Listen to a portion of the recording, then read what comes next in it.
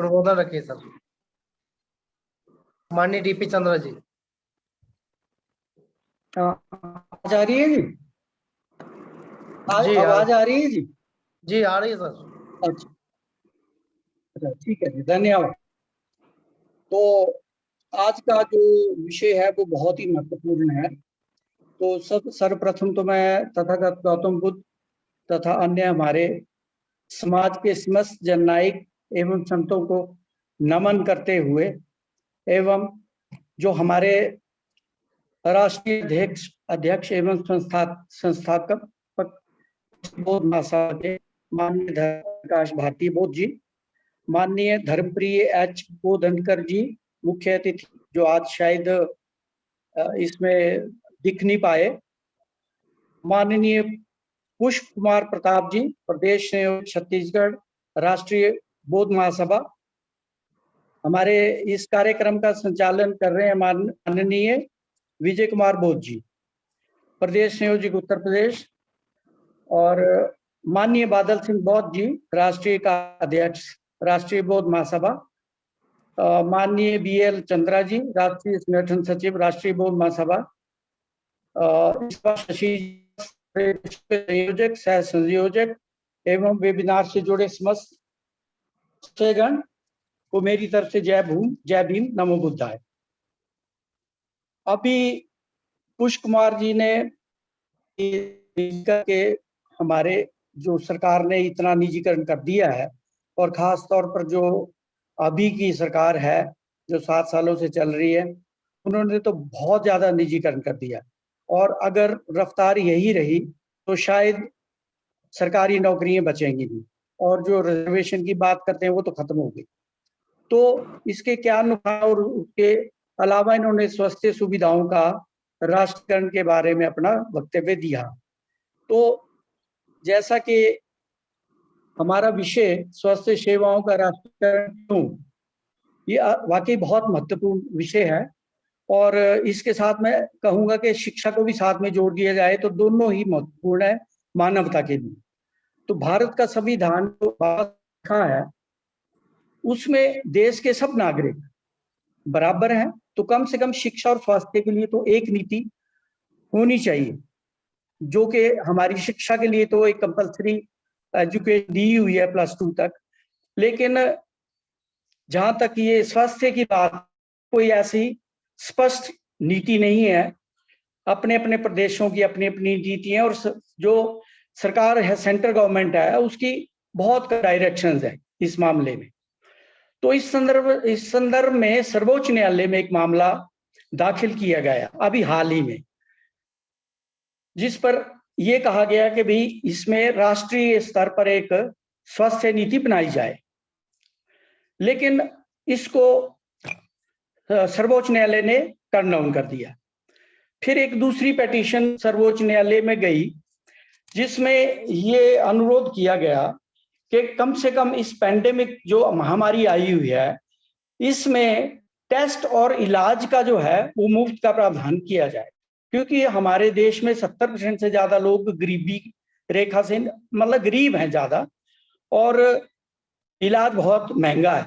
तो इस तरह से ये एक पिटीशन दायर की गई, लेकिन उसको भी क्योंकि और भी पिटीशन इस मामले में चली हुई हैं, तो माननीय सर्वोच्च न्यायालय ने उसको उसके साथ बाकियों के साथ टैग करके उसको पेंडिंग कर दिया है। अब इसमें मुद्दा आता है कि राष्ट्रीयकरण क्यों करना है, इसकी जरूरत है क्या? तो इसके लिए पॉइंट वाइज मैं आपका बताना चाहूंगी कि इसकी जरूरत है क्यों। पहला ये है कि हमारे देश में जो इसका बजट का प्रोविजन है वो 1 से 1.5% ही किया जाता है GDP का, जो हमारा जितना भी बजट है, बाकी उसमें जो उसके मुकाबले में 1 से 1.5% किया जाता है, जबकि बाकी देशों में इसमें बहुत सुविधाएं हैं और बहुत स्वास्थ्य की सेवाओं पर, और वर्ल्ड में बहुत ऊपर हम शिक्षा और इसमें स्वास्थ्य में बहुत पीछे हैं। सुविधाओं प्राप्त करने प्रॉपर नहीं मिलती हैं, और इस करके जो है जितने भी ये हमारे निजी अस्पताल हैं वो अपना इसमें खूब कमाई कर रहे हैं और खूब लोगों को लूट रहे हैं, क्योंकि सरकारी अस्पतालों में कम बजट होने के कारण सुविधाएं प्राप्त नहीं है। दूसरा है कि सरकार की प्राथमिकता शिक्षा और स्वास्थ्य नहीं है, बल्कि दूसरे प्रोजेक्ट्स हैं।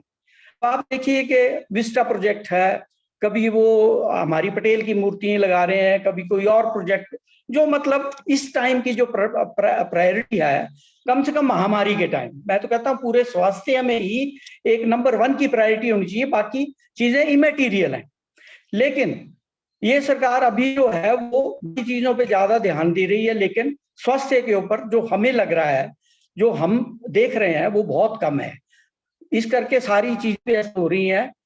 और उसके अलावा केंद्र और प्रदेश अस्पतालों में जो सप्लाईज को लेकर, जैसे ऑक्सीजन है, आप हैं, इनको लेके, और मेडिसिन हैं, इनको लेके भी बहुत झगड़ा है, क्योंकि कुछ तो सेंटर परचेज कर रही है, कुछ सरकारें कर रही हैं। अभी केंद्र सरकार ने एक ऑर्डर किया था कि भाई जो वैक्सीन हैं वो डायरेक्ट प्रदेश सरकारें बाहर से खरीद सकती हैं, जो भी कंपनी है। तो ये बड़ा अजीब सा एक ऑर्डर था कि भाई प्रदेश सरकारों का क्या एक रोल है जो बाहर जाके दूसरे देशों के साथ वो नेगोशिएशन करें और उसको खरीदें। देश एक दूसरे देश के लिए खरीदता है और एक उनके लिए क्या मायना है। तो इस करके ये सारे झगड़े जो हैं ये पड़े होते हैं। तो इस करके भी एक राष्ट्रीय नीति जो होनी बहुत जरूरी है। ये जो स्टेट और सेंटर का हौच पौच है ये निकलना चाहिए। दूसरा, महामारी के दौरान जो टेस्टिंग हो रही है और जो मृत्यु हो रही है उसको लेकर भी आंकड़े जो दिए जाते हैं, बल्कि हम तो देखते हैं कि जो नेशनल न्यूज में भी बताए जाते हैं कि इतने लोग मर गए, लेकिन मौके पे देखो जो इनके डाटाज आते हैं वो बोलते हैं कि जी कोविड से तो ऑक्सीजन की कमी से कोई मृत्यु नहीं हुई है, कोविड से बहुत कम डाटा बताते हैं। मतलब ये अपने फायदे के लिए जो है सरकार कोई भी हो, वो अपनी चमड़ी को बचाने के लिए वो कुछ भी अपने डाटे को घेर फेर करके बताती है। तो इसीलिए भी एक राष्ट्रीय नीति होगी तो इस तरह का कोई आप हेरा फेरी नहीं कर सकते। इसके अलावा जो हमारे अभी जो खास तौर पर मैं अभी इसको महामारी को लेके ही आपको इसमें इस स्वास्थ्य नीति को लेके चर्चा कर रहा हूं, क्योंकि बाकी टाइम में तो खैर बाकी दौर में तो ये दिक्कतें हैं ही, लेकिन महामारी के टाइम जितनी हमें मुश्किलें आई इसके बारे में जिक्र करना हमें बहुत जरूरी है। ये हमारा एक दर्पण दिखाता है कि हम पहले कैसे थे, वो अब का हमारा जो सीन है वो पीछे को भी दर्शाता है। तो जो हमारे बहुत सीरियस मरीज हैं, जैसे कैंसर के हैं, डायबिटिक हैं, या किडनी के मरीज हैं, या दूसरे कोई गंभीर बीमारियों से जो लोग ग्रसित हैं, उनके लिए तो अभी इलाज हो ही नहीं रहा है, क्योंकि हर जगह कोविड ही किए जा रहे हैं, क्योंकि हमारे संस्थाएं इतनी कम हैं, हॉस्पिटल्स इतने कम हैं कि हमारी प्रायोरिटी इस वक्त केवल कोविड की तरफ चली गई है। और ये लोग जो हैं ये बहुत बुरी तरह उनका हाल हो रहा है, मर रहे हैं, हताहत हो रहे हैं, लेकिन उनका कहीं भी लेखा जोखा कहीं भी नहीं है। इसके अलावा जो हर एक प्रदेश अपने नागरिकों को अपने हिसाब से सुविधाएं देती है, जो कि गलत है, क्योंकि राष्ट्र नीति होगी तो हर एक प्रदेश को बराबर का हिस्सा मिलेगा, और उसको मिलेगा पॉपुलेशन के हिसाब से, उसके एरिया के हिसाब से। उनको प्रॉपर वो कितने हॉस्पिटल चाहिए, कितनी मेडिसिन चाहिए, कितनी चाहिए, कितनी ऑक्सीजन चाहिए, वो उसका इक्वल डिस्ट्रीब्यूशन हो जाएगा।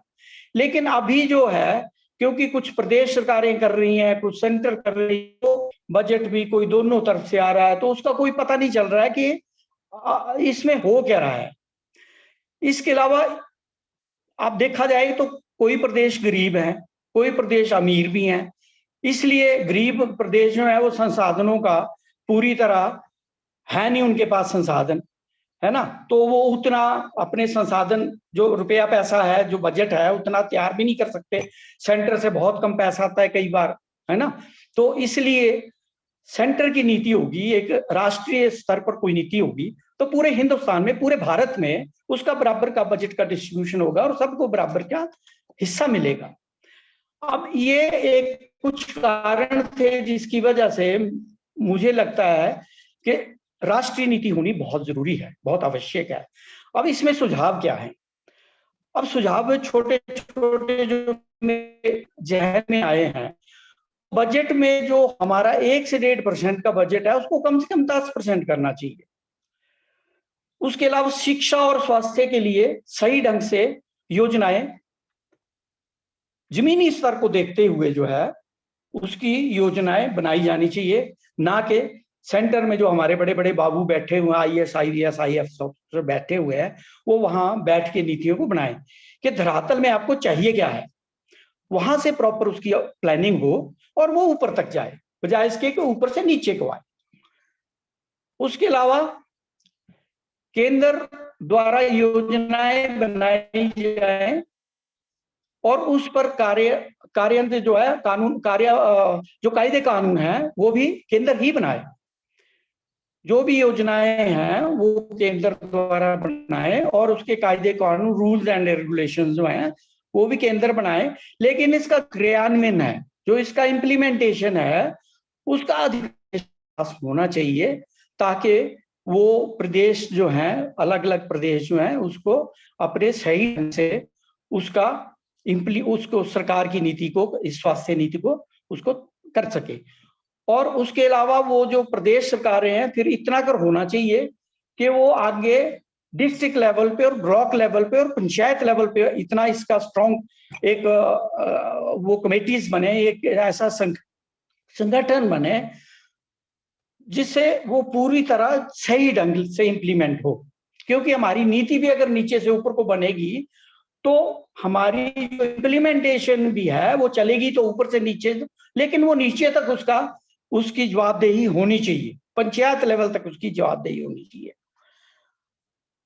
सरकार को प्राइवेट हॉस्पिटल्स को, जब तक ये समझते हैं कि ये महामारी चली हुई है, उसमें उसके अंदर अपने पास रखने चाहिए ताकि गरीबों का शोषण ना हो। जो हमारे प्राइवेट हेल्थ सेंटर हैं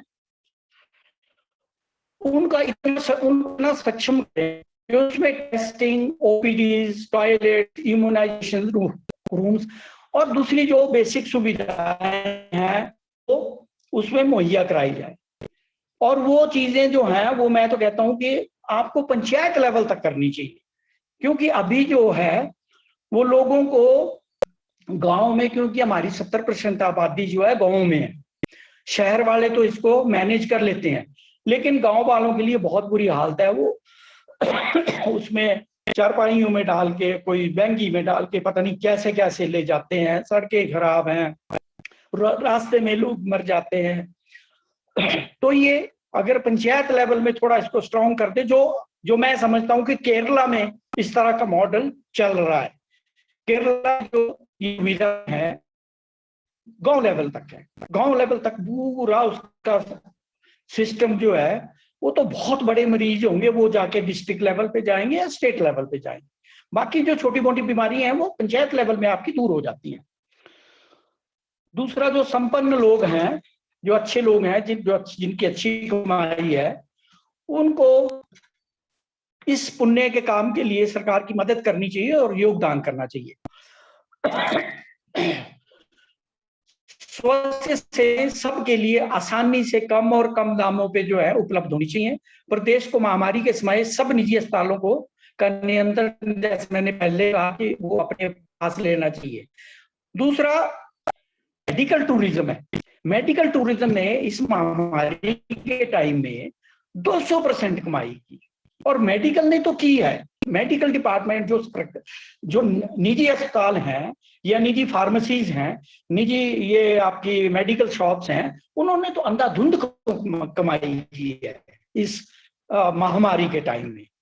और मेडिकल टूरिज्म ने भी 200% कमाई की है 20 और 21 दो सालों में।